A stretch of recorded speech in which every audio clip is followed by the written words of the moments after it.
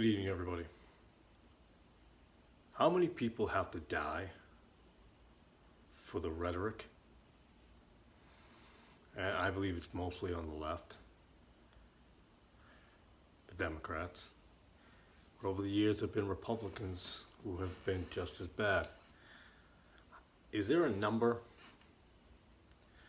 Is there a number that's written somewhere of how many mass shootings there have to be? Or how many innocent people's lives have to be taken before you actually care about their lives? Because make no mistake about it, they don't care. At the end of the day, yes, I lean more Republican, but they don't care. And the Democrats, they don't care. But God does. How long do we have to take before we realize that there is a correlation? The fact that God was taken out of our school systems, most of them. Sin has been pushed into our children. Confusion. Hatred. And they say, there is no God, why would he let these things happen? Notice how they've been happening a lot more the more you tell people there's no God. The more confusion, the more delusion, the more smoke screens the media wants to put up. And well, there's a God. And I do believe he's in much pain right now. And the other thing I find amazing is that people will say, if there was a God, why would he allow this? Why did he create this? These are the same people who say they don't want a God and they would never believe in a God. They would dictate their feelings. But you do. You do want that. See, it's quite the, for lack of a better word, a conflict of your brain there, because you can't tell me you don't want a dictating God and then tell me that God should dictate evil and sin to go away. Well, that makes no sense. We have free will. He allowed us to have free will. And you're telling me what a terrible, terrible God to let us have free will. Then I guess you needed to live under Hitler and Stalin and Kim Jong, let's see, Lenin. By the way, they all come from the Marxist family, not actual blood family, but that theology, that philosophy, by the way, not cool in the Bible if you read it. And that stemmed from atheism, believe it or not. Stalin was actually an atheist. He wasn't originally an atheist. He was put in a situation where he was told, that there was no God. And you put no God and you put power together, and you get fed these lies by people like Karl Marx, but that's another story. At some point you have to realize God belongs in our lives. I have never met a godly man, a godly woman who has any desire for violence or advocates for violence. Don't come with your Christian crusades. That's played out. That is absolutely played out. Understand your history, know your knowledge, no offense, but look into it instead of feeding into the lies you've been spoon-fed over the years. Read a book and pick up a few things. Not a pamphlet and a brochure that the Democrats will love to give you. God belongs in all of our lives. The absence of him, you're seeing the fruit. Now, when I say absence of him, I don't mean he's gone. You decided you don't want him. Well, when the society and the world, and I know this is all supposed to happen, It's all in the Bible, but it's still sad to see. It, people are babies, 6 years old. There was an even younger one. So how many lives are you willing to kill? Because when you vote for these people, you're part of that problem.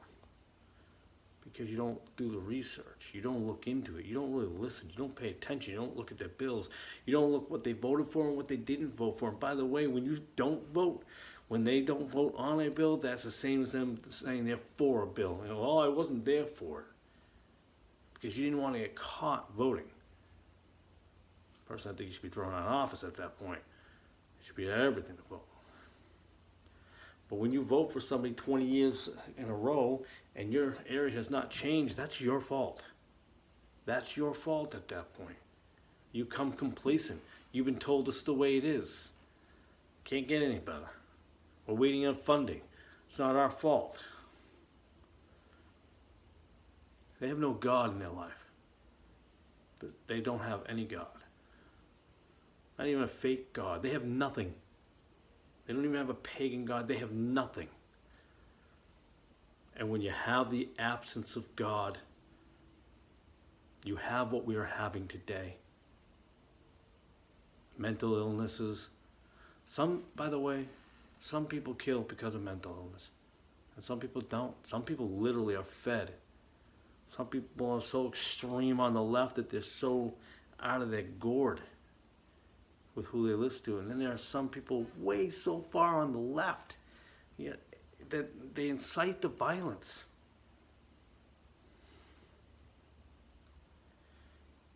And you care for these children that are at the border. I saw someone post something on Facebook of these children. And it's so sad that they died. And in Congress and all them, these poor children, these poor people, they don't care. They just don't care because they didn't care when the babies in the neighborhoods around you. Now, I live in the Connecticut area. I worked in Springfield. Where is the big hype in Congress about the people dying in Springfield? Children getting shot in drive-bys or accidental shootings, or over in Hartford, Connecticut, down in New Britain, out in Roxbury, Dorchester. Where was all that news media? Children that are here. Why don't you include them with those children also? Because they're all the children of God. So when you put up those pictures, you are a racist. Because you should put up every child. Every child, everywhere. Every Mexican child, every black child, every white child, every Asian child, every single child. When you put up only a few, I believe deep down you don't realize it. And you may not be racist, some of the people who put these up, but you've been so brainwashed that all you see is that. So if you don't see an Asian kid enough times on a TV that's been murdered, it doesn't bother you. If you don't see enough black people on the TV, it doesn't bother you. If you don't see enough white people on TV being murdered, it doesn't bother you. What bothers you when the media keeps pushing the same thing.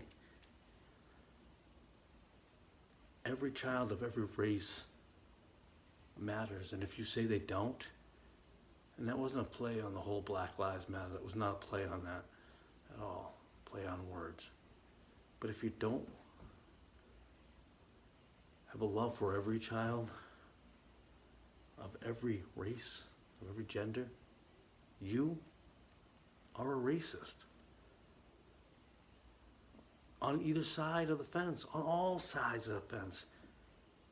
Because it's not just black children and it's not just white children.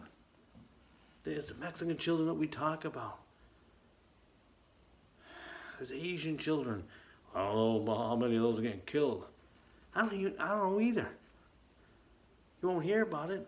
I read a few articles. You had to find them buried, but I never heard them. but he doesn't care. Every single child's life matters out there. And you take one step up, everybody's lives matter. I don't care what race, what gender that was murdered in El Paso and in Dayton. I care that human lives are being taken. So I'm going to need, I'm sorry, but mostly the left, to shut up. Shut up and look inside your heart and realize these people's lives are not a political football. You get to go home tonight. They don't. And their families, with a domino effect, have to deal with this. So shut up. Just shut up on both sides. I know it's not the Christian thing for me to say when I say shut up. But I mean this with all sincerity and love. Just shut up. And realizing every single child, every single person that's been murdered is a human being. They're not a tweet. I don't know if I said that right. Tweets. They're not an Instagram, Snapchat, I'm sorry. I'm going to try to end this because it bothers me that we just don't get it. God always was the answer. God is the answer. And God will always be the answer. You look at the fruits of the tree, man.